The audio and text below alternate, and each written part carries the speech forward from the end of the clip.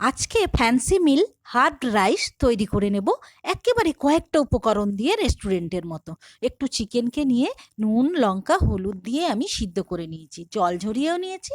এই চিকেনের উপর 1 চামচ হলুদের গুঁড়ো, 1 চামচ লঙ্কার গুঁড়ো, 1 চামচ জিরের গুঁড়ো আর 1 চামচ গোলমরিচের গুঁড়ো, স্বাদ মতো নুন, একটু বাটার আর একটু ধনেপাতা কুচি ভালো করে মাখিয়ে রেস্টে রেখেছি। আর এদিকে 1 চামচ বাটার গরম করতে দিয়েছি প্যানে।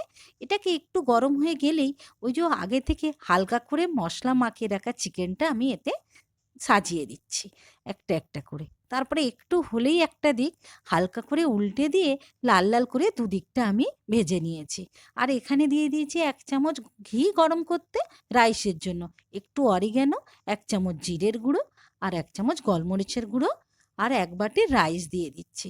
আর এতে দিয়ে দিচ্ছি 1 চামচ গরম মশলা আর স্বাদ মতো নুন আর মিষ্টি দিয়ে একটু নাড়াচাড়া করে মিশিয়ে নিলেই, তার উপরে একটু ধনেপাতা কুচি ছড়িয়ে দিলেই রেডি হয়ে যাবে হাফ রাইস। আর আমি আগে থেকে যে চিকেনটা তন্দুরির মতো ভেজে রেখেছিলাম ওটা আমি এর সঙ্গে অ্যাড করে দিচ্ছি।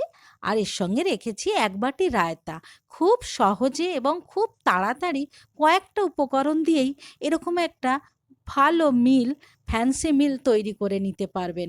আপনারাও চাইলে ট্রাই করতে পারেন। ভালো থাকবেন, আবার দেখা হবে অন্য কোনো দিন।